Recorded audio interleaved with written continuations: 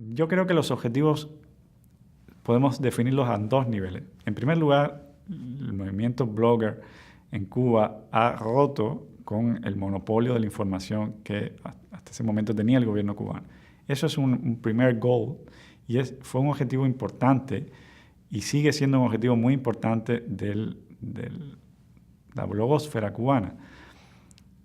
Romper el monopolio de la información quiere decir que muchas filtraciones de asuntos que la prensa cubana jamás publicaba, hay ejemplos muy concretos como lo mismo reuniones a puertas cerradas en el Comité Central, que las fotos de los muertos de hambre y de frío en el hospital psiquiátrico, o todos los escándalos de corrupción, muchos videos de golpizas policiales, es decir, muchas pruebas y muchas visiones de la realidad cubana que no encontraban lugar en los medios oficiales, que prácticamente son los únicos medios que hay en Cuba, sí empezaron a ser objeto de debate en la blogosfera cubana. Mucha información que los bloggers cubanos ponían en servidores llegaba de manera prácticamente inmediata a la prensa internacional y a otros medios de prensa del exilio y se difundía y obligaba al gobierno cubano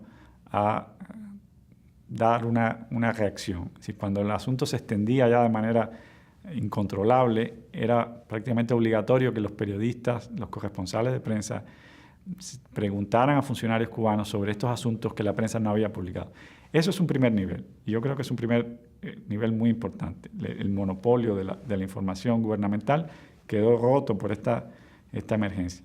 Pero yo creo que hay otro nivel que es, a mi juicio, tan importante como ese y al que se le ha prestado menos atención, que es el asunto de hasta qué punto estos nuevos movimientos han generado una nueva lógica de las protestas, ¿no?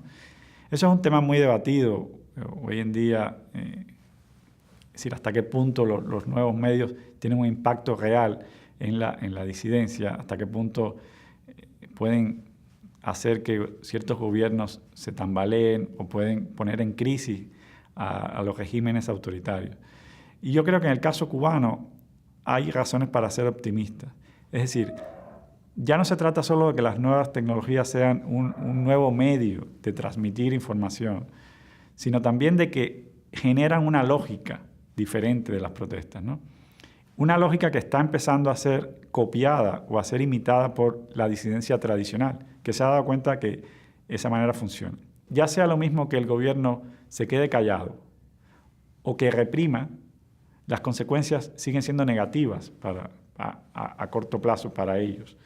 Porque si lo reprimen, ese ejemplo puede de alguna manera desencadenar otras reacciones y les da muy mala prensa. Y si se quedan callados, pues eso hace que muchas personas que estaban pensando en manifestarse se animen y se sumen. Por supuesto, el nivel de acceso que tienen los cubanos a Internet es mínimo. Yo creo que eso es un caso sui generis. Que Cuba, a diferencia de países como China o como Irán, no tiene un acceso habitual, normal a Internet. Sí, Cuba, el acceso a Internet es sumamente minoritario. Las cifras más optimistas, gubernamentales, que confunden Internet e intranet, hablan de un 10% de la población. Obviamente, con esos índices de acceso es muy difícil usar Internet como un instrumento de movilización, pero sí puede servir para generar efectos, generar ciertos sucesos, ¿no?